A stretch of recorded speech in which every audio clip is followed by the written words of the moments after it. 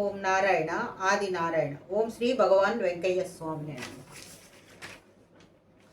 వర్షాలు లేక గొడ్డు పిల్లలు చచ్చిపోతున్నారు స్వామి అని భక్తులు మొరపెట్టుకుంటే భగవాన్ వెంకయ్య స్వామి వారు ఒక్క మాట అన్నారు. మనమన్నా కష్టపడి వర్షం కురిపించుకోవద్దయ్యా అని అన్నారు భగవాన్ వెంకయ్య స్వామి వారు. అలా అన్న తర్వాత వర్షం కురిపించుటకు భగవాన్ వెంకయ్య స్వామి వారు ఏమి చేశారో, ఆ లీల పూర్వాపరాలు ఏమిటో ఇప్పుడు తెలుసుకుందాం. ఒకసారి వర్షాలు లేక నెల్లూరు పరిసర గ్రామాల్లో తీవ్ర కరువు వచ్చింది. పశువులు ప్రజలు నీరు లేక ఆహారం లేక ఆకలితో అలమటించిపోతున్నారు. వ్యవసాయ భూములన్నీ నీరు లేక బీటలు వారాయి.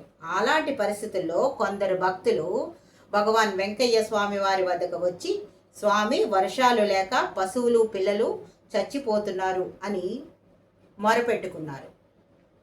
వారి ప్రార్థన విన్న తర్వాత భగవాన్ వెంకయ్య స్వామి వారు, అట్లయితే మనమన్నా కష్టపడి కురిపించుకోవద్దా అయ్యా అని అన్నారు స్వామివారు. అలా అన్న తర్వాత ఒక అరగంట గడిచింది. శిష్యులు గంజి తీసుకొచ్చి, స్వామి గంజి తాగండి అని అన్నారు. కానీ భగవాన్ వెంకయ్య స్వామి వారు ఆ గంజి స్వీకరించకుండా, అనుకున్న పని అయితే కదయ్యా, అన్నం తినాల్సింది అని అన్నారు. అలా 3 రోజులు ఏమీ ఆహారం స్వీకరించకుండా, రాత్రులు పగలు నిద్రాహారాలు లేకుండా, ఆసనము కూడా మార్చకుండా తపోనిష్టలో ఉన్నారు భగవాన్ వెంకయ్య స్వామి వారు. 3 రోజులు గడిచాయి.